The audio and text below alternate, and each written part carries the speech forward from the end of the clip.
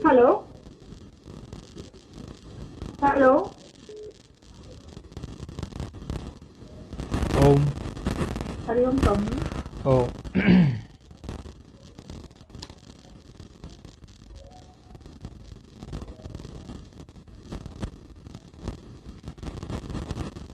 हरिः ओम्।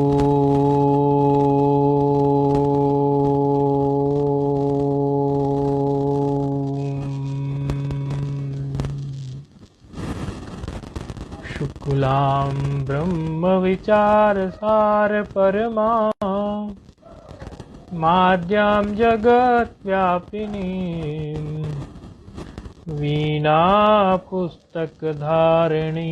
भयदाम् जड्य अंधकारापहाम् हस्ते स्फाटिकमालिकां विदधतीं पद्मासने संस्थितां वन्दे तां परमेश्वरीं भगवतीं बुद्धिप्रदां शारदाम् येनाक्षरसमाम्नाय मधिगम्य महेश्वरात् कृत्स्नं व्याकरणं प्रोक्तं तस्मै पाणिनये नमः। वाक्यकारं वररुचिं भाष्यकारं पतञ्जलिं पाणिनिं सूत्रकारं च प्रणतोऽस्मि मुनित्रयम्। नत्वा सरस्वतीं देवीं शुद्ध्यां गुण्यां करोम्यहं पाणिनीये प्रवेशाय लघुसिद्धान्तकौमुदीम्। ऐं ह्रीं ह्रीं ऐं ऐऔ छायावरट् लन् यमगणनं झभय गणदश जवगणदश खफ छटत चटतौ कपय सससर्हल् इति माहेश्वराणि सूत्राणि।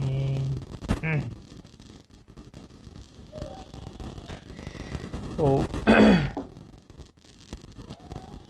हे मपरे वा सूत्र चल रहा था पूर्व के पाठ में। हे मपरे वा सूत्र में बताया था कि यदि मकार परक हकार हो पर में, वो भी किसके पर में? मकार के ही पर में।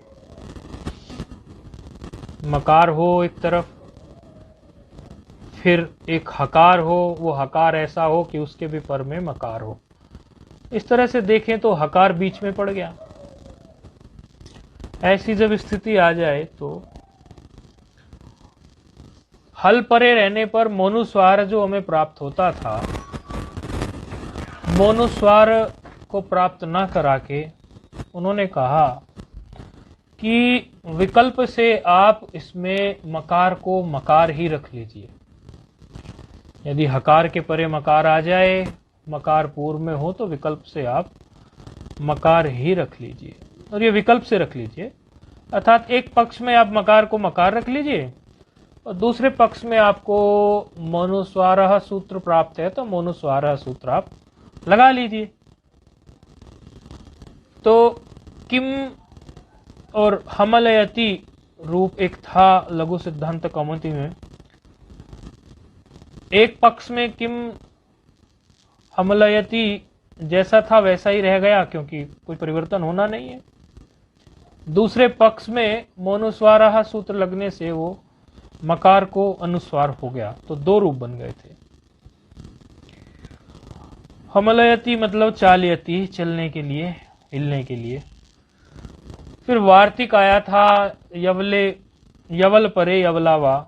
वार्तिक कह रहा था कि चलो आपने अभी मा परक हकार देखा है, अभी या परक, वा परक और ला परक हकार भी यदि आ जाए तो उस स्थिति में आपको क्या कार्य करना है कि जिस मकार के परे ये हकार है, या परक, वा परक, ला परक, ऐसे मकार के स्थान पर आपको क्रमशः यथासंख्यम अनुदेश समानाम के अनुसार यकार के स्थान पर यकार, वकार के स्थान पर वकार और लकार के स्थान पर लकार कर देना चाहिए। क्योंकि यहां हमें जो बैठाना है उसका सामान्य नहीं बैठा सकते, क्योंकि इधर एक अनुनासिक वर्ण है, तो दोनों के धर्म को देखते हुए बैठाना होता है। तो हम उसका जो अनुनासिक धर्म वाला जो सवर्णी है, यकार का, वकार का और लकार का, वो बैठाते हैं। तो उस दृष्टि से कि यह किम हयः किम हलयति किम हलयति किल हलादयति किम हलादेति, ये रूप बन गए थे। फिर इसमें एक दृष्टि डलवाई थी कि आप लोगों ने जो नियम पढ़ा है अनुदित सवर्णस्य चा प्रत्यय में, उसमें ये कहा है कि अविधीयमान अण जो होता है वो ही अपने सवर्णियों का बोधक होता है। यदि अण विधीयमान हो जाए, आदेश के रूप में आ जाए अण, वो अपने सवर्णियों को नहीं लाएगा, सवर्णियों को नहीं बैठा सकता। यानी बैठना ही है तो यकार की जगह यकार ही बैठ जाए, वकार की जगह वकार ही बैठ जाए और लकार की जगह पे लकार ही बैठ जाए। यकार की जगह पे ये अनुनासिक वाला यकार मत बैठा देना, वकार की जगह पे अनुनासिक मत बैठाना, लकार की जगह पे अनुनासिक मत बैठाना, क्योंकि अनुदित सवर्णस्य चा प्रत्यय ने स्पष्ट मना किया है। तो वहां फिर कहा गया था कि क्वचित ऐसा भी प्राय देखा गया है, प्राय नहीं क्वचित ऐसा देखा गया है, क्वचित ही देखा, कभी कभार ही देखा गया कि ऐसा भी हुआ है। तो उसमें आपको कभी कभी यदि ऐसा हो तो आश्चर्य नहीं करना चाहिए, हमेशा तो नहीं होगा, लेकिन कभी कभी ऐसा भी हो सकता है। ये अभी तक के पूर्व के सूत्र की यात्रा हमने तय की थी। अब आगे चलते हैं। सूत्र आगे यदि आप लघु सिद्धांत कौमुदी के क्रम से देखें तो सूत्र आ रहा है आदंतौ टकितौ, फिर आ रहा है गणोहो कुकटुक शरी, और फिर आ रहा है डहा सी धुट। लेकिन इसमें क्या करते हैं, थोड़ा सीक्वेंस बदल लेते हैं, इसकी थोड़ा क्रम बदल लेते हैं, इससे ये समझ में आने में आपको सरलता रहेगी। तो सबसे पहले हम सूत्र कौन सा उठा रहे हैं आप देख लीजिए। डह सी धुट, डह सी धुट। सीक्वेंस बदलने का कारण है, ऐसा करने से आप लोगों को सूत्र समझने में बड़ी मदद मिलेगी। 8 3 29 है ये सूत्र।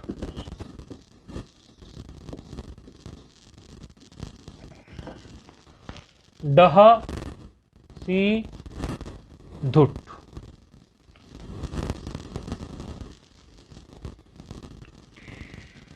ये धुट भी अनुनासिक वाला ही है, धकार के ऊपर चंद्र बिंदु भी है, लघु में नहीं दिया है, कोई बात नहीं, लेकिन है। इसमें डह एक पद है, सी एक पद है, धुट एक पद है। डह पंचमी है एक वचन, सी सप्तमी है एक वचन, धुट प्रथमा है एक वचन। 3 पदों वाला सूत्र है। डह पंचमी एक वचन, सी सप्तमी एक वचन, धुट प्रथमा एक वचन। कोई सूत्र छूट गया शायद, हाँ ना परे ना छूट गया ना। अच्छा हाँ, चलो ना परे ना ले लेते हैं पहले, ना परे ना ले, क्योंकि इसका जिक्र ही नहीं किया हमने, ना परे ना का है, ये तो बिल्कुल इनके जैसा ही है, छोटा सा ही है, ले लेते हैं। जो मा परे में देखा वही इसमें थोड़ा सा ही है, तो सूत्र ले लेते हैं। न परे नहा, न परे नहा, छोटा ही है इसमें, बल्कि जिसने मा परे पढ़ लिया ना परे तो उसके लिए बहुत छोटा, बहुत और हल्का ही पड़ जाता है। न मा परे पढ़ने के बाद ना परे में ज्यादा दम नहीं है। तो इसमें न परे नहा 8 3 27 है। 8 3 27। न परे नहा है 8 3 27। न परे है सप्तमी और न परे नहा है ना, हाँ न परे नहा, नहा प्रथमा है और हे हमारा हे म परे वा से आ गया और एक और महा आ गया, एक महा आ गया वो मोनुस्वार से आ गया। यानी इसमें अनुवृत्ति किस किस की आई, हे की आई,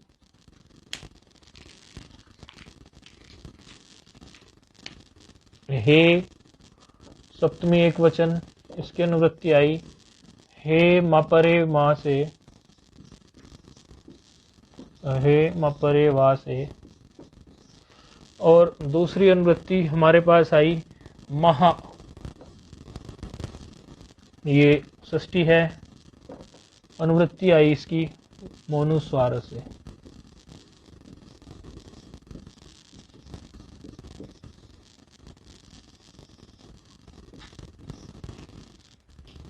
अब इसका अर्थ करना न परे नहा का बहुत आसान हो गया। क्या कहना चाह रहा है, न परे न परे हकारे परे मत्स्य नो वा। बहुत सरल सूत्र है क्योंकि इसके पहले बिल्कुल इसके जैसा सूत्र देख के आए, इसलिए बहुत सरल लगेगा। उसमें क्या था, मकार के पर में कुछ था तब कुछ कर रहे थे।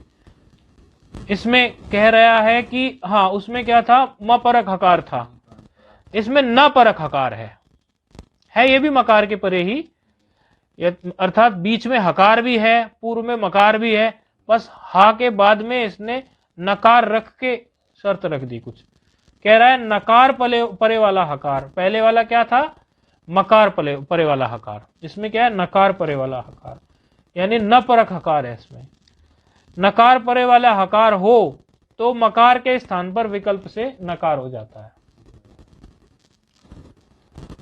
बस यही है सूत्र में, एक उदाहरण है इसमें, विकल्प से होता है तो दो रूप बन जाएंगे। किम,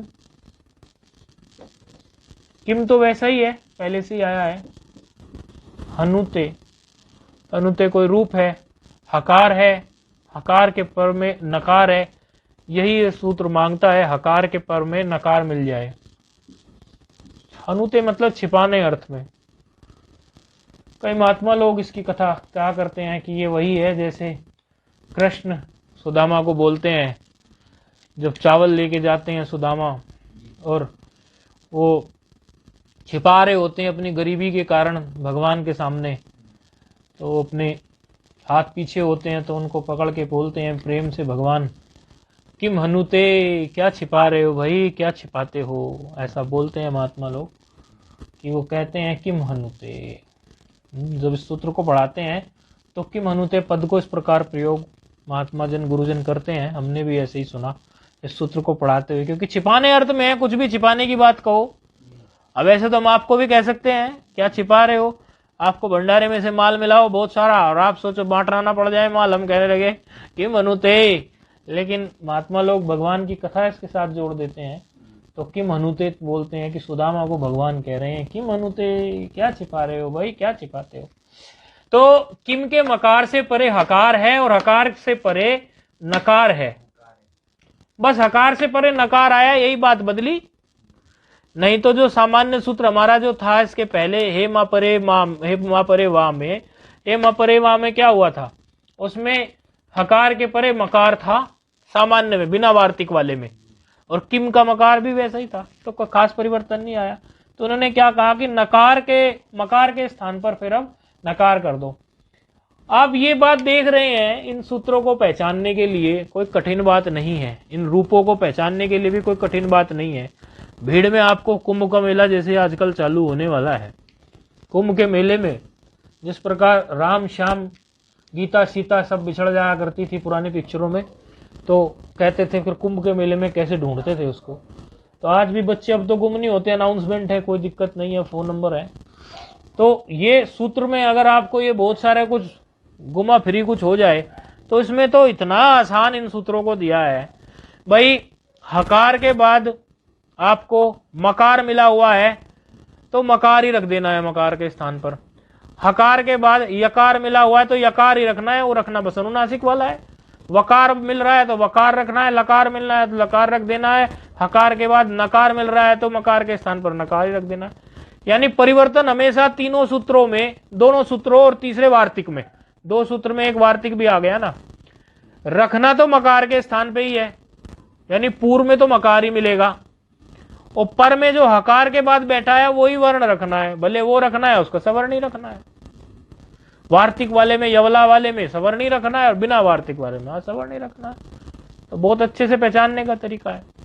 यदि नकार रखा मिल गया कहीं बीच में कहीं नकार रखा मिल गया, यानी हकार के पहले कहीं नकार रखा मिल गया, तो समझ लेना कि तो नपरे की बात आ गई भाई, ये तो नपरे आ गया, नखरे करने वाला नपरे है, ये तो नपरे वाला सूत्र लगा हुआ है। और मकार रखा मिल गया आपको कहीं बीच में, यानी हकार के पहले संधि होने के बाद में, क्योंकि मैं संधि देने वाला हूं ना आप लोगों को, तो पहचानने की तरकीब भी बता रहा हूं आप लोगों को, तो आप समझ लेना कि ये मकार रखा हुआ है तो ये तो भाई मपरे वाला आ गया। तो इतना आसान ये है। तो किम हनुते में कुछ भी नहीं करना, बस अब इस मकार के स्थान पर सिर्फ नकार ही तो बैठाना है और करना ही क्या है, किन हनुते। दूसरे पक्ष में इसमें रूप में हमें कुछ करना नहीं है, विकल्प से बनेगा, तो दूसरे पक्ष में बस इसमें मोनुस्वार लगा दो, मोनुस्वार में चढ़ जाता है ऊपर, ये आराम से सीढ़ी लगी हुई है इसके लिए, बहुत बढ़िया सीढ़ी, सीधा चला जाता है चढ़ के ये ऊपर। आजकल तो तपोवन में भी नहीं जा सकता, वहां भी भयानक वो हो रहा है, गंगा जी ने बहा दिया मामला, चलो कहीं भी जाएगा। तो दो रूप बन गए, किन हनुते, किम हनुते, ये इस तरह से न परे नाह सूत्र जो था। तो अब चलते हैं वहीं वापस से जो सूत्र की हम चर्चा कर रहे थे। तो वहीं पहुंचते हैं। सूत्र की चर्चा चल रही थी हमारी, चर्चा नहीं खाली लिखा था, और लिखने के बाद फिर जो है याद आ गया कि एक सूत्र छूट गया, डह सी धुट। तो सूत्र है हमारा डह सी धुट। 8 3 29 ये सूत्र है। डह पंचमी है, सी सप्तमी है, धुट प्रथमा है। पंचमी आ गई, सप्तमी आ गई, प्रथमा आ गई। पंचमी को देख के कुछ याद आए तो बहुत अच्छी बात है।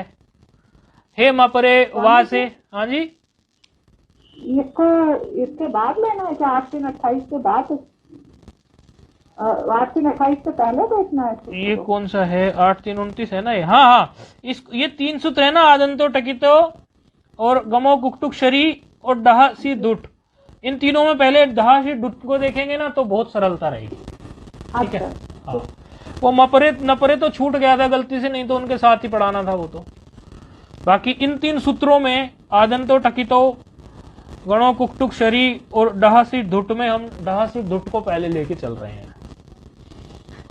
तो आप लोग देख रहे हैं इसमें कि पंचमी एक पद है, सप्तमी एक पद है, प्रथमा एक पद है। पंचमी को देखते ही यदि कुछ आप लोगों को याद आता हो तो बताओ, और सप्तमी को देखते ही यदि कुछ याद आता हो तो बताओ।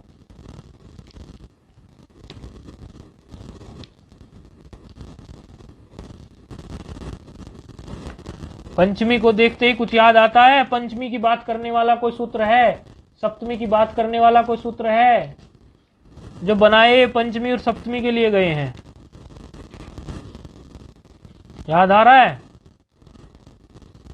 पंचमी की बात करने वाला तस्माद्युत्रस्य सूत्र रहा एक, और सप्तमी की बात करने वाला तस्मिन् इति निर्दिष्टे पूर्वस्य। ये दोनों सूत्र इन्हीं की तो बातें करते हैं। याद आया? अब पंचमी की बात करता है तस्माद्युत्रस्य और सप्तमी की बात करता है तस्मिन् इति निर्दिष्टे पूर्वस्य।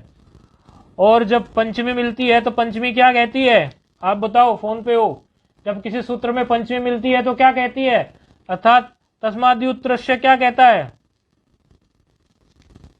पंचमी मिलने के बाद, पंचमी मिलते ही हमारा दिमाग तस्माद्युत्रस्य तक जाना चाहिए, अलो षष्ठी मिलते ही अलो अंतस्य तक जाना चाहिए, सप्तमी मिलते ही तस्मिन् निर्दिष्टे पूर्वस्य में दिमाग चला जाना चाहिए, तो पंचमी मिलते ही माना, इतना दिमाग तो हम आप लोगों का ले गए कि पंचमी मिलते ही आपका दिमाग पहुंच गया तस्मादि उत्तरस्य में।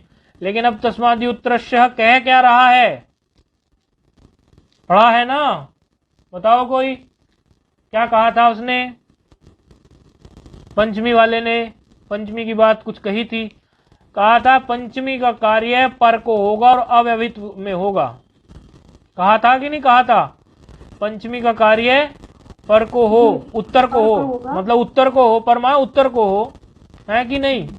अच्छा, और सप्तमी वाले ने क्या बात कही थी, पूर्व को हो। तो ये दो सूत्र है कि नहीं है इस तरह के। अब वृत्ति पढ़ते हैं, थोड़ा भूमिका जम गई, अब वृत्ति पढ़ते हैं। डात परस्य सस्य धुड़वा, क्या कह रहे हैं, डात अर्थात ये डकार की ही सप्तमी, डकार की ही पंचमी है डात, है कि नहीं। तो जैसे रामात ऐसे डात, तो डकार से परे, ऐसा बोल सकते हैं ना डात को, डकार से परे। सस्य यानी सकार, सस्य मतलब सकार का, सकार का बोलेंगे ना, संबंध है ना, षष्ठी है, सकार का, सकार का अवयव कह दो और अवयव जोड़ लो इसमें और अर्थ घटाने के लिए, सकार का अवयव धुट हो जाता है। डकार से परे यदि कोई सकार मिल जाए तो सकार का अवयव धुट हो जाता है। और कैसे, विकल्प से। ये धुड़ जो है ना, ये धुट है, टकार से डकार हुआ है। तो डकार से परे सकार का अवयव धुट हो जाता है, कैसे, वो भी विकल्प से, क्योंकि वह आया। अच्छा, तो कोई ऐसी स्थिति ले लेते हैं जिसमें डकार भी हो और जिसमें बाद में जो हो वो सकार भी आ जाए। तो ऐसी स्थिति जैसे कि षड, षड संत, षड संतः, 6 सज्जन के लिए। आप पीछे भी ऐसा कुछ देख के आए हुए हैं षड संता को। ऐसी स्थिति में देखो, षड में डकार है और पर में सकार है, तो कहा क्या है सूत्र ने, सकार का अवयव क्या हो जाए, दुट हो जाए, दुट हो जाए। नई सी बात लग रही है, जिन्होंने पढ़ी हुई है उनको तो नई नहीं लगेगी, जिस तो पहली बार पढ़ रहे हैं उनको नई सी बात लगेगी कि अभी तक अवयव धुट हो जाए इस तरह की अवयव की बात नहीं आई थी। अभी तक जो बातें चलती थी वे आती थी कि इस वर्ण के स्थान पर ये आ जाए, इस वर्ण के स्थान पर ये आदेश हो जाए, इस प्रत्याहार के वर्णों के स्थान पर इस प्रत्याहार के वर्ण आ जाए, अर्थात एक वर्ण के स्थान पर दूसरा वर्ण आके बैठ रहा था। अब की बार क्या कह रहे हैं कि आगम, अब की बार क्या कह रहे हैं, अवयव, उस फलाने का अवयव धुट हो जाए। तो ये जब अवयव की बात कही गई है, इसका मतलब ये आदेश नहीं आगम की बात है। दो चीज होती है इसमें, एक होता है आदेश जो आप पीछे देख के आ रहे हो कि जब अगड़दस है, झलाम जसवंत है, ये सब आदेश करके आए हो, एक स्थाने यण है, ये आदेश किए हैं कुछ वर्णों के स्थान पर, कुछ वर्णों का आपने आदेश किया है। तो आदेश में क्या करते थे, उस वर्ण को हटाकर दूसरा वर्ण बैठ जाता था। लेकिन आगम जो होता है, आगम ऐसा नहीं होता, आगम मित्रवत होता है। आगम बिल्कुल पास में ही बैठ जाता है। आगम कहता है थोड़ी सी जगह लूंगा, बस एक कुर्सी मेरी भी बिछ जाएगी। आदेश की ऐसी बात नहीं होती। आदेश कहता है नहीं नहीं ऐसा कुछ नहीं होने वाला, हटो आप। तो आदेश के लिए तो कहते हैं कि आदेश जो होता है वो शत्रुवत होता है और आगम जो होता है वो मित्रवत होता है। तो मित्रवत आगमा भवंती ऐसा कहा जाता है, मित्रवत आगमा भवंती।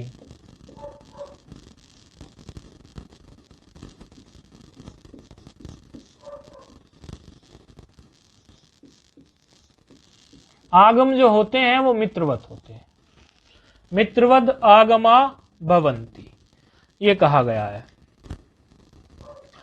अब आगम होगा यानी ये धुट जो है आगम है, ठीक है। ये धुट आदेश नहीं है। यदि ये आदेश होता तो ऐसा बोलते सकार के स्थान पर धुट हो जाए, यदि आदेश होता। ये नहीं कहा, ये नहीं कहा यहाँ पे कहा है कि सकार का अवयव धुट हो जाए, अर्थात अर्थात ये जो है आगम है। तो अब आगम में अवयव दुट हो जाए तो अवयव में तो देखो किसी भी चीज का या तो कोई आदि में बैठ सकता है या अंत में बैठ सकता है, अवयव बनना है ना, उसका अंग बनना है ना। भाई कोई ट्रेन जा रही है, उस ट्रेन में कोई डब्बा जोड़ना है, या इधर जोड़ेंगे या उधर जोड़ेंगे, दो ही तो छड़े हैं उसके, ट्रेन के दो ही छड़े हैं, या तो इधर जोड़ेंगे या उधर जोड़ेंगे। यदि इंजन अभी तक नहीं जुड़ा है या कुछ अलग मामला है, इंजन जुड़ा है आपको, इधर जोड़ दो उधर जोड़ दो, लेकिन कुछ भी एक चीज है उसको जोड़ना है अगर आपको, या तो इसके पूर्व में जुड़ेगा या उत्तर में जुड़ेगा। तो आगम भी इसका अवयव बनने जा रहा है सकार का। तो अवयव जो आगम हो वो सकार का आद्य अवयव हो, मतलब आदि में बैठे, या सकार के अंत में बैठे, या डकार के आदि में बैठे या डकार के अंत में बैठे। वो बात तो तब आती जब बात नहीं खुली होती, लेकिन अब तो यहां सकार की बात खुली हुई है कि सकार का अवयव हो, तो ये तो बात पता चल गई कि बैठेगा तो वो सकार के पास ही, डकार के पास तो नहीं बैठेगा षडधन संता में। लेकिन सकार के पास वो आदि में बैठे या अंत में बैठे, क्योंकि कहीं तो बैठाना पड़ेगा भाई। या तो ये स्थिति होती कि सकार के स्थान पर बैठा हो, तब तो पूरे हटा देते सकार और दुट बैठा देते, लेकिन उसको तो पास में बैठाना है। तो पास में बैठाने के लिए कुर्सी लेफ्ट में बिछे कि कुर्सी राइट में बिछे, दो ही दिशा होती है किसी भी व्यक्ति की, या तो दाएं या तो बाएं। और वर्णों में हमारी दो दिशा है, या तो पूर्व या तो उत्तर। पूर्व वाले को आदि कह देते हैं और उत्तर वाले को हम जो वो कह देते हैं। जिसके पूर्व आदि किसको कहते हैं? आदि उसको कहते हैं जिसके पूर्व में कुछ ना हो, जिसके पूर्व में कुछ ना हो उसको आदि कहते हैं, और जिसके पर में कुछ ना हो उसको अंत में बैठा अंत कहते हैं। पूर्वम नास्ति स आदि, है कि नहीं? और इसी ढंग से फिर जब सकार के आदि में बैठाएं या सकार के अंत में बैठाएं, इस निर्णय को निकालने के लिए फिर अगला सूत्र प्रस्तुत होता है। अच्छा, एक इसमें चीज और देखने जैसी है, यहां पर दो चीजें आई, एक पंचमी आई एक सप्तमी आई। जब पंचमी और सप्तमी दोनों एक साथ सूत्र में प्रस्तुत हो जाए तो एक परिभाषा है, वो कहती है उभय निर्देशे पंचमी निर्देशो बलियान। यदि पंचमी और सप्तमी दोनों सूत्र में प्रस्तुत हो जाए तो एक परिभाषा है उभय निर्देशे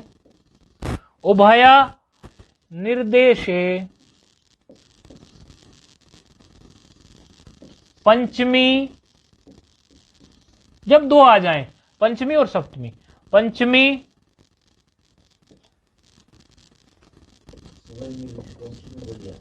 हाँ उभय निर्देशे पंचमी निर्देशो बलियान, जब दोनों आ जाएं इस तरह का कुछ हो तो उसमें पंचमी को ही बल ज्यादा मिलेगा। तो फिर सप्तमी का क्या होगा?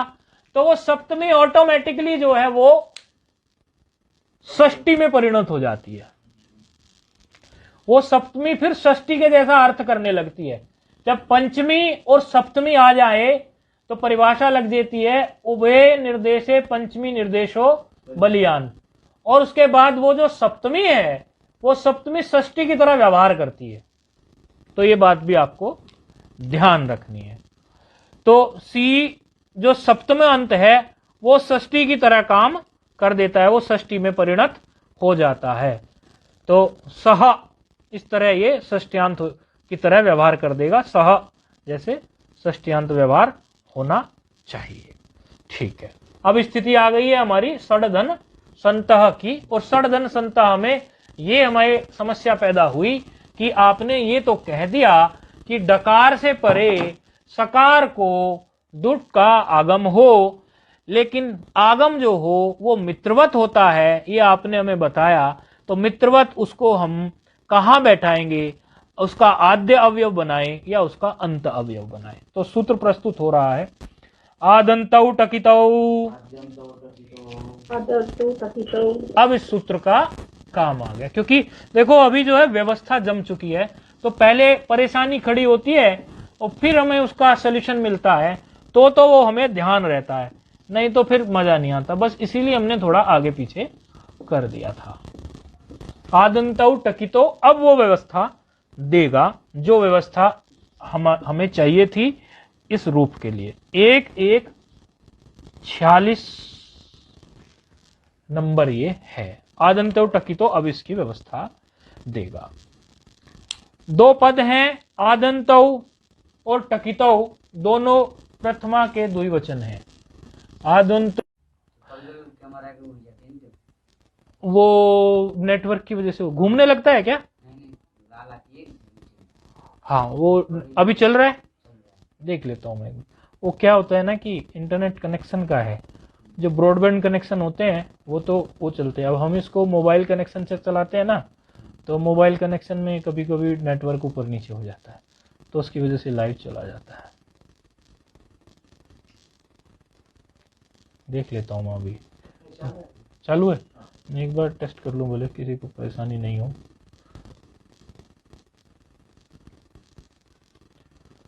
तो सूत्र आ गया हमारा आदंतौ टकितौ। हाँ आ गया। अब आदंतौ टकितौ क्या कह रहा है उस पर ध्यान देंगे। आदंतौ टकितौ में इसकी वृत्ति देख लेंगे। टित कितौ, टित कितौ,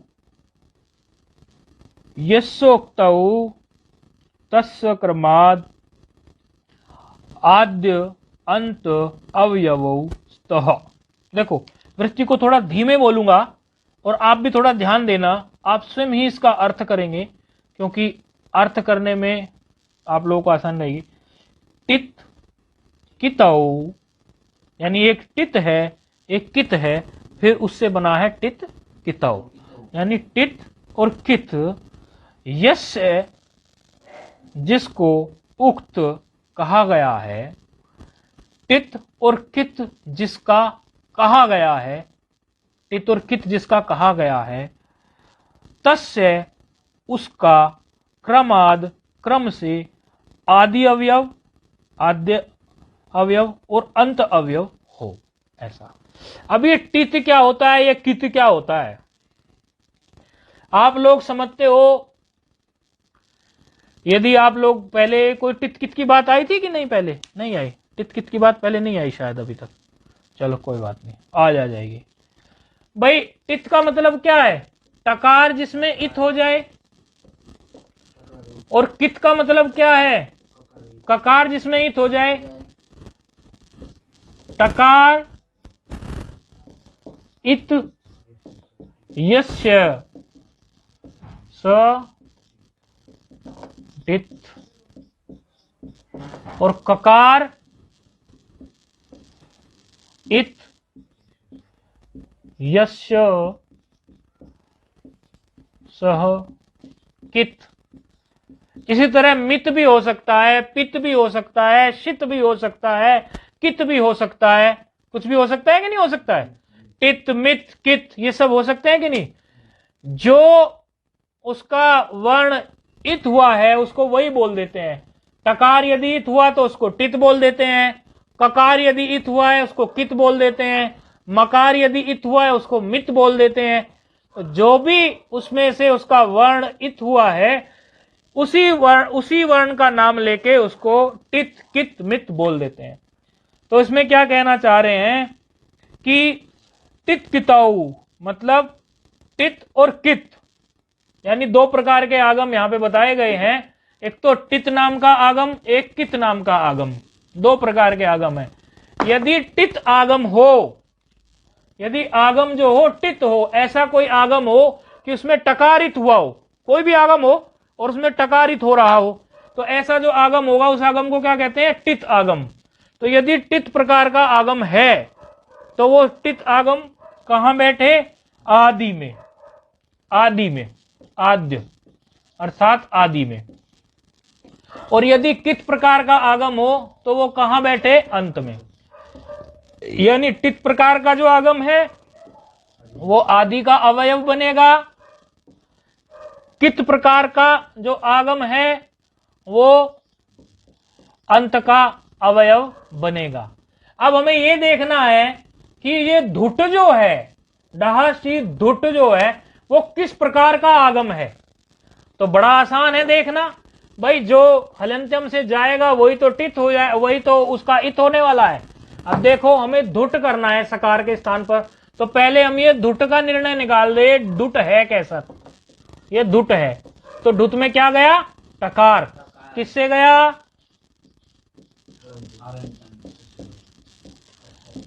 हलंत्यम और तस्य लोप से लोप। तो ये कौन से वाला है, टित वाला है कि नहीं है, टकारित हुआ इसमें कि नहीं है, ये टकारित हुआ ना, ये टकारित हो गया, इसका मतलब ये क्या है, टित, ये टित वाला आगम है। और उकार भी भेज देना इसका, ओ उपदेशे से, और ये अनुस्वार भी भेज देना, अनुनासिक भी, ये उपदेशे यद से, ये भी भेज दो, ये उपदेशे से भेज दो। तो खाली धकार बच गया एक हलंत वाला, धुट में यही तो बचा। और ये धुट कैसा कैसा था, टित।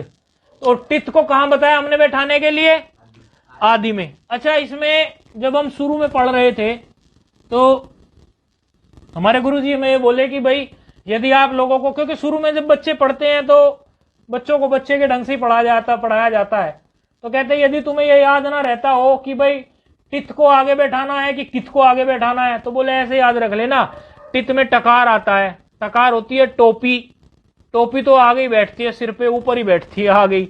ऐसा उन्होंने कुछ अनुमान सा बता दिया था, हमें तो ऐसे ही दिमाग में रह गया वैसे कि टित जो है वो आदि में बैठता है और कित जो है वो अंत में बैठता है। तो ये है टित, धुट जो आगम है ये टित वाला है। और धुट में वैसे भी धकार ही बचा, कुछ और तो बचा नहीं है। तो अब इसको कहां बैठाएंगे हम, सड़, कहां बैठाएं, सकार के आदि में धकार, ठीक है। और संत तो वैसा का वैसा ही है, क्योंकि इसमें वो तो होता नहीं है कि एक वर्ण को हटा देंगे, क्योंकि ये तो मित्रवत है, वहीं पे बैठ जाता है। तो क्या हुआ, सड़ और संत के आदि में बैठ गया, सकार के आदि में धकार, क्योंकि सकार का अवयव होना था, और अवयव है वो कैसा, टित वाला अवयव है, तो टित वाले अवयव को हमें आदि में बैठाना है, तो आदि में बैठ गया धकार, और आगे क्या है, संत। अच्छा, अब आप ये देखो, आपका पढ़ाया कोई सूत्र जो है धकार और सा के बीच में लग पा रहा है क्या, देखो धकार और सा के बीच में आपका कोई पढ़ाया सूत्र लग पा रहा है क्या,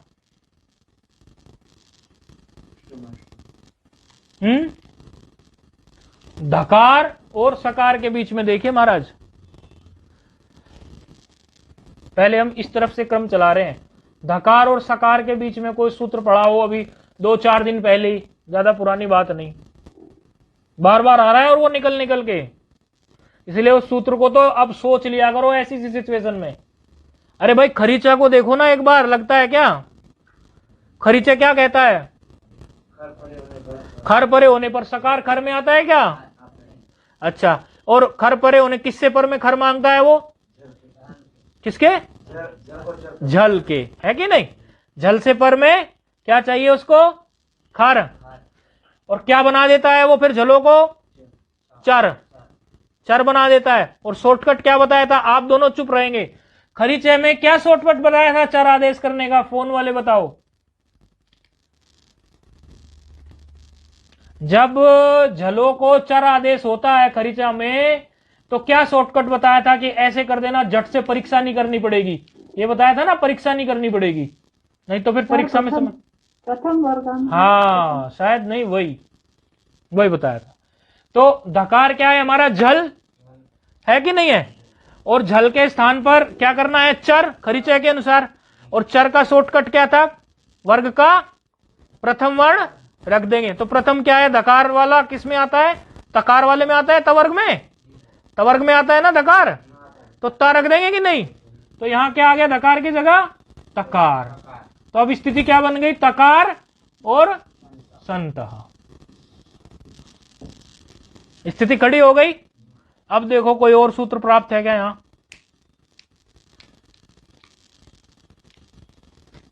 देखो पहले इधर लगाया था, अब थोड़ा इधर लगा के देखो, अब सड़ और ता में लगा के देखो कोई सूत्र प्राप्त है क्या,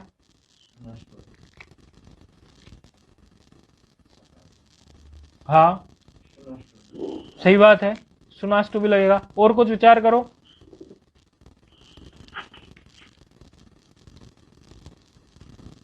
नहीं, ढहासी ढुट तो लगा चुके हम एक बार ना भाई, जो सूत्र एक बार उन्हीं वर्णों पर। अच्छा ये भी ध्यान रखना है, कई बार हमसे गलती होती है, जिन वर्णों पर एक सूत्र लग चुका है, वर्ण देखना, यदि उन दोनों में से किसी भी वर्ण पे वो सूत्र लग चुका है तो उन्हीं वर्णों पर वही सूत्र दोबारा नहीं लगेगा।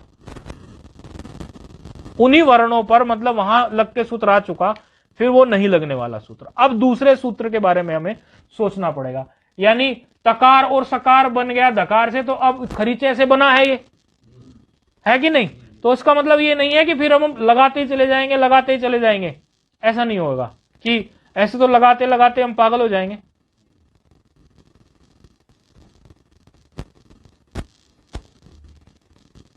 बताओ भाई, फिर से खरीचे लगा दो ना। पहले खरीचे, इस सूत्र की यही, इस रूप की यही विशेषता है, इसमें खरीचे एक बार प्लस के दूसरे तरफ लगता है और एक बार जो है प्लस के दूसरे तरफ लगता है। याद रखने के लिए बता रहा हूं, वैसे तो प्लस प्लस हमने कहीं लिखा नहीं है, लेकिन एक बार वो दाईं तरफ लग जाता है, एक बार बाईं तरफ, याद रखने के लिए शुरू में। बाद में तो जब सूत्र दिमाग में बैठ जाएंगे उसकी भी जरूरत नहीं पड़ेगी। अब की बार खरीचा लगा दो सड़ के डकार के बीच में, और जो तकार, दकार से तकार बना है, सड़ का जो डकार है वो झल में आता है क्या? आता है झल में? देखना जरा किनके आता है क्या, झबक बताना। हाँ आगे घड़ा, आ गया ना डकार, आ गया, घड़ा में आ गया या किस में आया? किस में आया? घड़दस वाले में आया, जब गड़दस वाले में आया, किस में आया? किस में? चतुर्थ वर्ण में आ रहा है। अच्छा, ये डकार किस में आया? फोन पे आप बताना जरा, डकार, डकार वर्ग के किस वर्ण में आ रहा है? डकार वर्ग में वर्ग में तीसरा वर्ग नहीं, ऐसे नहीं, जब वहां से चलते हैं हम, झल गिनना चालू करते हैं जहां से। क्यों? है बराबर है, आज माल खूब खाया हुआ है महाराज सबने। हाँ किसमें, अब किसमें आया? हाँ आपने घड़ा में बताया था, नहीं महाराज आपने घड़ा में बताया था, इन्होंने सही बताया है जब घड़ा 10 में, तो आ गया ना, जल में तो आता ही है, और पर में, जल से पर में फिर से हमें खर मिल रहा है तकार, तो क्या करना है हमें? प्रथम वर्ण करना है ना, जलों के स्थान पर प्रथम वर्ण करना है, अभी भी तो वही क्या था। तो डकार का प्रथम वर्ण कौन सा वाला है? टकार, है कि नहीं? तो सट हो गया, इधर ता हो गया, इधर संत हो गया, यहां तक आ गए हम। सूत्र इसमें कौन कौन से लग चुके मैं वो लिखता जा रहा हूं, जो डायरी बनाते होंगे नोटबुक वो लिखते जाएंगे। सड़ धन संतः एक स्थिति थी, ऐसी स्थिति में सबसे पहले डहासी डुट सूत्र आकर प्रस्तुत हुआ। उसके बाद वो मैं इसलिए लिखा रहा हूं, शुरू में जब हम पढ़े एक दिन हमारी समझ में नहीं आया, क्योंकि हम नोट नहीं करते थे, तो हमारे साथी बैठे हुए थे, मैं कहा तुम्हें बड़ा आ रहा है, बोले आप नोट नहीं करते, आप ध्यान नहीं देते। फिर हमने नोट करना शुरू किया, क्योंकि फिर चिंतन हो जाता ना। आप लोगों को तो वीडियो मिल जाएगा, आपको दिक्कत नहीं है, लेकिन जिन्हें मिलता नहीं वो कॉपी में भी नोट ना करे, फिर बाद में सोचने में थोड़ी दिक्कत होती है। तो सड़ धन संता में सबसे पहले ढहासी ढुट आया था, और ढहासी ढुट की स्थिति में आदंतों टकितों ने व्यवस्था दी थी, है ना। तो आदंतों टकितों का भी प्रयोग हुआ है। अच्छा, उसके बाद जब व्यवस्था हो गई थी, व्यवस्था होने के बाद में हमने सकार का आद्य अवयव धकार बना दिया था, धुट का धकार बचा था ना, क्योंकि तो धकार बना देने से फिर क्या हुआ था, उसके बाद हमारा धकार और संत के सकार के बीच में सूत्र लग गया था खरीच। एक बार कहां लगा? धकार और तकार के बीच में, अपने लिए लिख देना भरे पुस्तक में, धकार और तकार के बीच में, धकार व सकार के बीच में खरीचा लगा था, धकार और सकार के बीच में। और फिर जो है हमने वहां छोड़ दिया उसको, फिर सड़ का जो डकार है, डकार के और तकार के बीच में फिर से हमने खरीचे सूत्र लगा दिया था। ठीक है, ये यहां पे फिर से खरीचे सूत्र लगा है। तो अब क्या हो गया रूप? सट त संतः। रूप क्या हो गया? सट त संतः। अब भी गाड़ी पहुंची कि नहीं पहुंची? वहां तक पहुंच गई, रूप सिद्धि तक। देख लो पुस्तक में पहुंच गई क्या गाड़ी रूप सिद्धि तक? देखो तुम्हारी पुस्तक में डा सी दुट पे गाड़ी पहुंच गई, तो रूप क्या बन गया? सट ता नहीं है, सट है, सब आधे आधे ही है, टकार भी आधा है और तकार भी आधा है, तो ये रूप बन गया फाइनल। क्या रूप बन गया फाइनल? सट त संता। कौन कौन से सूत्र लगे इसमें आप बताइए, आपने नोट किए हैं? पुनरावृत्ति हो जाएगी हमारी भी। अच्छा लिखे नहीं है, लिख नहीं पाए, चलो लिख लो फिर, हम बता रहे हैं, भले वीडियो में लिखना। दा से डुट सूत्र लगा था, आदंतो टकितो सूत्र ने व्यवस्था दी थी, फिर अगला सूत्र जो था वो हमारा लगा था खरीच। खरीच खरीच सूत्र एक बार लगा हमारा दाईं तरफ, और फिर खरीच सूत्र ही सड़ के डकार के बीच में और तकार के बीच में लगा, तो वो डकार से तकार बना, डकार से टकार बना, फिर खरीचा लगा, यानी दो बार लगा खरीचा, और दो सूत्र वो लगे, आदंतो टकितो और डहासी डुट, रूप बन गया ये। और चूंकि डहासी डुट जो है, डहासी डुट जो सूत्र है वो जो है वो कार्य कर रहा है कैसे? विकल्प से कार्य कर रहा है, विकल्प से। तो एक पक्ष में क्या रह जाएगा? डहासी डुट में सट संतः, एक पक्ष में सट संतः कैसे रह गया? ये हम तो सड़ धन संतः से यात्रा लेके चले थे, कैसे रह गया ये? आप हो फोन पे, आप बताओ। एक पक्ष तो इसका बन गया, जो पुस्तक में पहला रूप लिखा है सटत संतः, दूसरा जो है सट संतः, तो दूसरा वाला कैसे बन गया विकल्प से? ये हाँ, दूसरा लघु में जो दूसरा रूप दिया है, हाँ है ना, खरीचे वहां भी लगा है ना, क्योंकि अगर आदंतो टकितो हम नहीं लगा रहे हैं तो खरीचे तो आगे अपना कार्य करेगा कि नहीं करेगा? पहली वरीयता हमने किसको दी थी? पहली वरीयता हमने आदंतो टकितो को दी थी।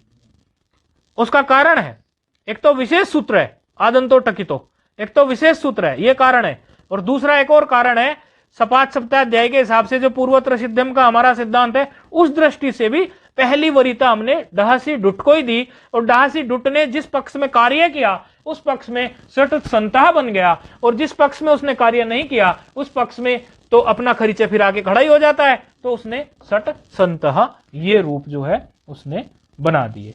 ठीक है, ये डहासी डुट आदंतो टकितो पूरे हो गए। अब बढ़ते हैं आगे। ठीक है, और तो इसमें कुछ बचता नहीं है, बस दो ही रूप थे। चलो जी,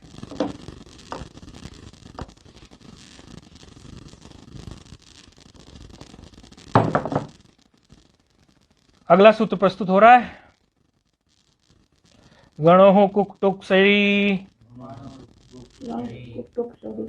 हाँ ये भी कुक टुक टुक टुक कुट कुट टुक टुक, कैसा सा लगता है सूत्र सुनने में है? मजा आता है सुनने में, तो है कैसे कुक टुक टुक टुक से कर दी है भाई। अगला सूत्र प्रस्तुत हुआ, हो कुक टुक शरी, कुक कुक टुक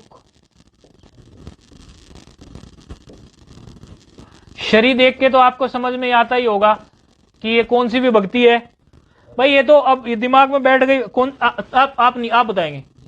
हाँ नहीं है तो कौन सी विभक्ति है?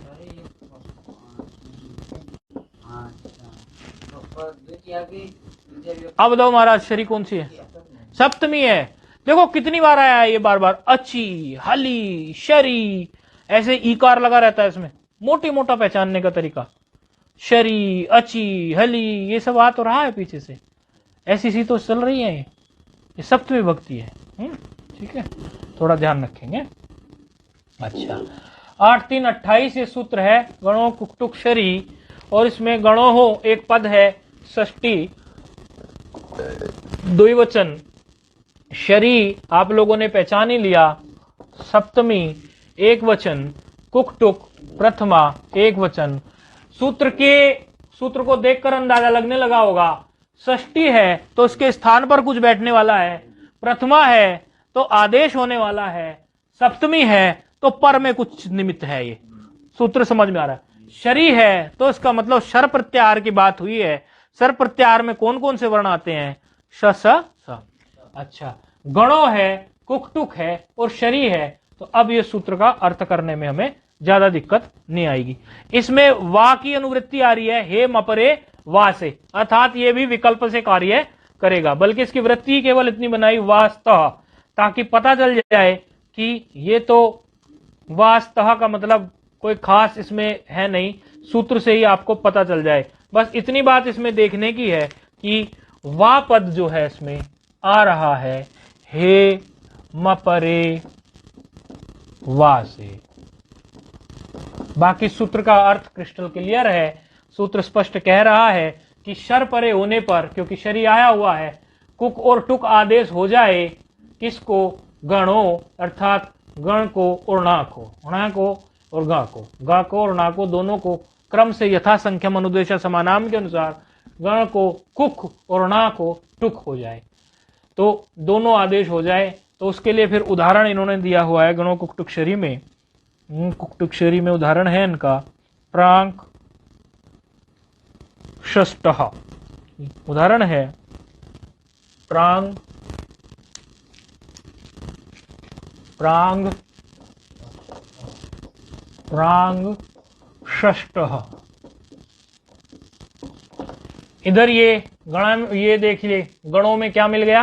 अण मिल गया। ये अण नहीं, गंगा वाला अंगा, ऐसा ऐसा है, तो ये मिल गया। और बाद में क्या है? षष्टः, तो शर्त हो गई पूरी। तो क्या करना है अब?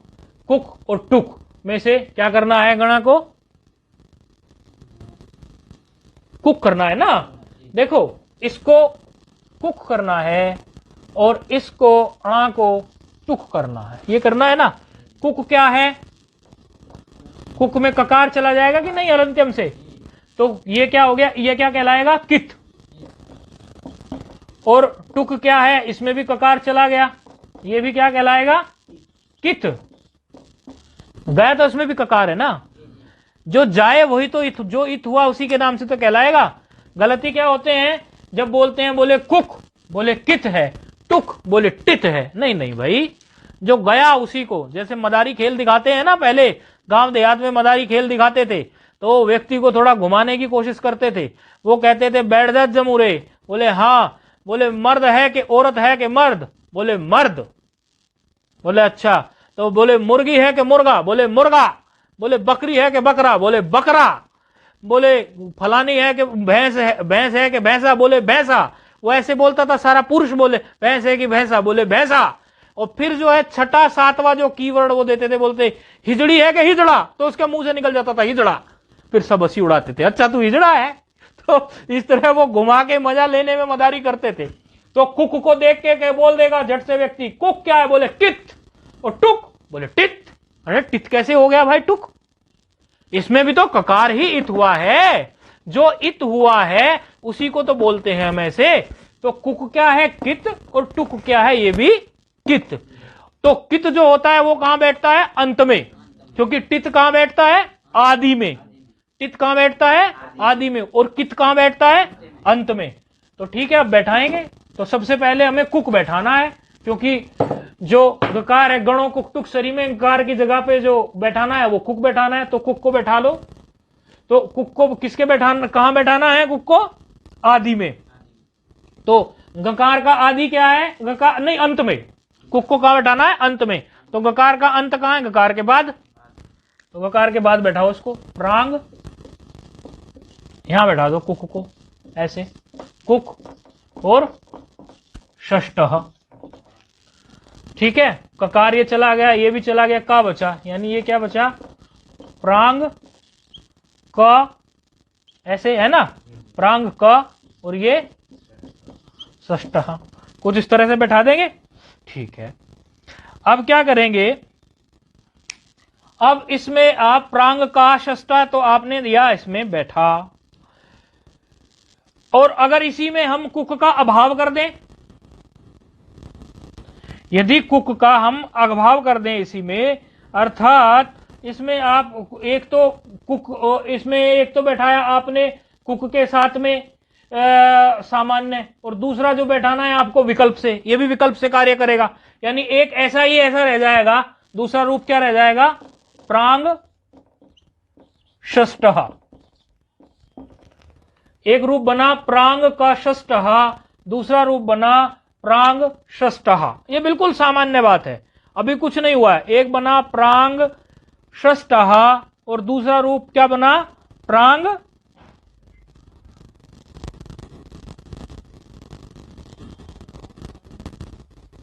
हाँ ठीक है, प्रांग षष्ठः। और इसमें क्या करेंगे? अब जो है हम प्रांग का और षष्ठः, कुक था, ककार बैठा दिया हमने यहां पर, और अब आप जो है यहां पर जो बैठाएंगे इसको इसमें दूसरा क्या है हमारा? नकार। नकार का रूप बना लीजिए। अब तो एक रूप इधर लिख लेते हैं, दो रूप बन गए हमारे। प्रांग, ये रूप है प्रांग क षष्ठः, और प्रांग का नहीं रहेगा, षष्ठः। ये तो बन गया हमारा नकार का। अब नकार का बैठा लो जिसमें टुक होना है, तो टुक वाले में क्या होना है? टुक वाले का दूसरा एक उदाहरण ले लो। इसका तो था हमारा प्रांग, और इसका उदाहरण क्या दिया हुआ है हमारा? प्रांग हाँ, नकार का उदाहरण हमारा दिया हुआ है सुगण, सुगण वाला, सुगण। अभी इसमें भी परिवर्तन होगा, अभी रुक जाइए। सुगण धन, सुगण धन षष्ठः ही है क्या? हाँ षष्ठः ही है, सुगण षष्ठः। इसमें णकार है, णकार के बाद में आपको बैठाना है नकार के बाद में बैठाना है आपको क्या? टुक को। तो सुगण और टुक का क्या बचा? टकार, टकार ही बचा खाली, षष्ठः। एक पक्ष में ये हो गया, दूसरे पक्ष में सुगण और फिर षष्ठः। ये सामान्य अभी जो है गणों कुकटुक सरी सूत्र ने काम किया है। इसमें अभी हमने और कुछ नहीं किया, सिर्फ अभी जो है गणों कुकटुक सरी काम इसमें किया है। अब ऐसा करने के बाद में उसके बाद अभी यहां तक रूप हमारे बन गए। ये है, मैं इस पे थोड़ा लाइन ऐसी मार दे रहा हूं। ये दो रूप हैं, ये दो रूप हैं, ठीक है। अब इसके बाद में क्या है? हमारा रूप बनेगा अब किसके अनुसार? वार्तिक के अनुसार। अभी जो हमें बनाना है वो बनाना है वार्तिक के अनुसार। अभी सामान्य जो रूप सिद्धि आपको पुस्तक में दिख रही है वो नहीं दिखेगी, क्योंकि पुस्तक की जो रूप सिद्धि आपको दिख रही है वो वार्तिक लगने के बाद आपको दिखेगी। तो वार्तिक क्या है वो देखते हैं। चयो द्वित्याः शरी पोस्कर सादेरिति वाच्यम, द्वित्याः शरी पोस्कर सादरेति वाच्यम। अच्छा, चयो द्वित्याः शरी पौष्कर सादरेति वाच्यम। ये कोई कहते हैं कि पुष्कर कोई ऋषि हुए, उनके पोते, मैंने गुरुजनों से सुना है कि ये पुष्कर ऋषि के पोते हुए पौष्कर सादरेति, वो उनकी बात ये है। वो भी एक आचार्य हैं। पौष्कर सादरेति का मतलब है वो एक आचार्य हैं, पौष्कर सादरे।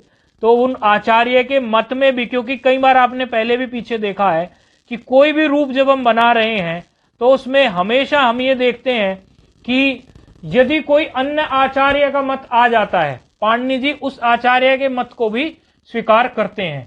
तो यहां पर पहले पाणिनि जी के अनुसार जो रूप बन रहे थे वो अपनी जगह ठीक थे, लेकिन वार्तिक में वार्तिककार ने ये बात कही कि भाई पौष्कर ऋषि के पौष्कर सादेरिति, जो यहां पर जो ये ऋषि हैं पौष्कर सादेरिति मतलब पौष्कर सादी जो ऋषि हैं वो पाणिनि से पूर्व के आचार्य हैं। उनके मत में भी कोई बात कही गई है, उसको भी सुन लीजिए।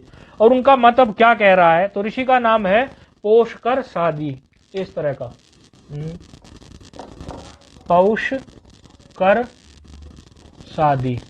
ये जो लिखा है ना बीच में लाल से, ये ऋषि का नाम है, ये वाला। इन ऋषि के मत में क्या रूप बनेंगे, इनके मत में वो ऐसी बात वो कह रहे हैं। चयो द्वित्याः शरी पौष्कर सादरेति वाच्यम। कहते हैं चयो अर्थात जो है चय प्रत्याहार जो है, चय प्रत्याहार में कौन कौन से वर्ण आ गए? नहीं, च ट त, च ट त, च ट त क प आया कि नहीं? च ट त क प, ये आ गए, 5 आ गए ना। अच्छा, कहते हैं कि चय प्रत्याहार के स्थान पर, चय प्रत्याहार के स्थान पर वर्गों के द्वितीय वर्ण कर दो विकल्प से। आप मेरी ये बात मान लो, जो भी आपके रूप हो, यदि उस रूप में आपके, अभी हमारे बन चुके रूप, ये तो हमारा क्या बना? आगम वाला रूप बना। अब आगम की बात नहीं है वो, अब तो स्थान पर कह रहे हैं कि उसके स्थान पर ये कर दो, इसके स्थान पर वो कर दो। अब आदेश की बात है, यहां थोड़ा कंफ्यूजन क्रिएट ना हो जाए। वार्तिक के पहले तक आगम की बात है, वार्तिक के बाद अब आदेश की बात है, क्योंकि के स्थान पर बोल रहे हैं। देखो ये शुरू में मुझे हुआ था, ये आदेश है। तो क्या कह रहे हैं वो कि चय प्रत्याहार के स्थान पर आपको वर्गों के द्वितीय वर्ण का आदेश करना है। ये थोड़ा गंभीर विषय है, इसमें रूप बनाने में अभी समय लगेगा और ये आपकी खोपड़ी से आउट होएगा, ये मैं समझता हूं।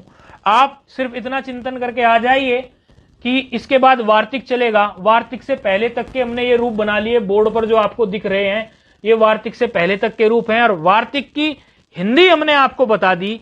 वार्तिक की हिंदी है चय प्रत्याहार के स्थान पर वर्गों के द्वितीय वर्ण। वर्ग में द्वितीय वर्ण कौन कौन से हैं?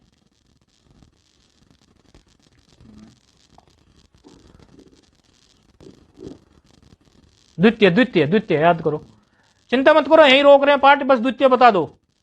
ज्यादा भारी सा लगने लगता है चेहरे से देख के, फिर मुझे लगता है मामला गड़बड़ हो रहा है क्या। हाँ द्वितीय, भाई द्वितीय तो बताओ, ऐसा क्यों करते हो? आप बताओ, फोन पे हो। द्वितीय वर्ण कौन कौन से द्वितीय वर्ग वाले? ख फ छ ठ थ। अच्छा ठीक है ना, द्वितीय आ गए ना। तो किसके स्थान पर बैठने हैं? ये खापा चटा किसके स्थान पर बैठने हैं? चय प्रत्याहार के स्थान पर। बस इतना विचार करके आपको आना है। देखो ये अपनी कॉपी में बनाने ला, चय के स्थान पर कौन बैठने वाले हैं? द्वितीय। कौन कौन से हैं? ख फ छ ठ थ, ठीक है। और चय में कौन कौन से हैं?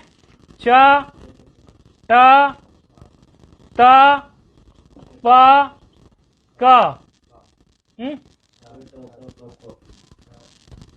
यही है ना 5, च ट त क और प, और इधर है ख फ छ ठ थ। देख लो, यथासंख्यम अनुदेश समाना लगाएंगे कि नहीं लगाएंगे ये देख लेंगे, लेकिन आप या कौन सा लगाएंगे परीक्षा करेंगे ये देख लेंगे, लेकिन ये चय के स्थान पर ये द्वितीय होंगे। बस इतना आप ध्यान करके आओ। अभी तक के जो रूप हैं, आद न परो न परे नह आपको पढ़ाया, आदंतो टकितो पढ़ाया जिसमें व्यवस्था दी गई थी, डहासी दुट की, और गमो कुकटुक शरी जो था उसमें आपको गमो कुकटुक शरी का सामान्य रूप बना के दिखाया, सामान्य रूप। उसके बाद वार्तिक क्या कह रहा है उसकी भूमिका जमा दी। अब जो पढ़ा है उसको पढ़ के आए, और जो ये आगे वार्तिक कहेगा उसके बारे में थोड़ा सा विचार करके। यदि आप घर पर थोड़ा सा विचार डाल दो ना, मैं कहता हूं मैं 80% एफर्ट डाल रहा हूं आप लोगों के साथ मेहनत करने के लिए, आप केवल 20% डालो, ज्यादा नहीं। मैं कहता हूं पक्का हो जाएगा आपका, एकदम पक्का। तो थोड़ा सा जो कहा है उसका वीडियो आप लोगों को उपलब्ध इसीलिए कराया है कि वीडियो आप देखें तो उससे और आपको ये बोर्ड पर जो कुछ लिखा हुआ है ये एज इट इज आपको वीडियो में मिलता है, ठीक है। तो थोड़ा सा बैठ के विचार करके आओगे तो सूत्र और अच्छे से समझ में आएंगे। अब आगामी 3 दिन जो है अनध्याय रहेगा, द्वितीय से पाठ फिर चलेगा, और छुट्टी भी है इसलिए अच्छे से देख के आए। अभी तक के सूत्र भी देख लें, हल संधि के जो अभी तक सूत्र हुए उन पर भी दृष्टि डाल लें। कोई सूत्र समझ में नहीं आ रहा, यदि हम पाठ में पूछना चाहो पाठ में भी पूछ सकते हो, अलग से पूछना चाहो अलग से भी पूछ सकते हो। जब भी छुट्टी हुआ करे अपने पुराने सूत्रों को दोहरा लिया करो, और एक खास तौर पे जब 3 दिन की छुट्टी होती है, 3 दिन की छुट्टियों में तो पुराने पाठ को जरूर रिवाइज कर लिया करो, नहीं तो भूल जाओगे। ये विद्या ऐसी है कि आगे पाठ पीछे सपाट। ऐसा नहीं कि किसी की बुद्धि कमजोर है, सबके साथ होता है, हमारे साथ भी होता है, अभ्यास मांगती है विद्या, ठीक है। ओम पूर्णमदः पूर्णमिदं पूर्णात् पूर्णस्य पूर्णमादाय पूर्णमेवावशिष्यते। ओम शांति शांति शांति। हरि ओम। हरि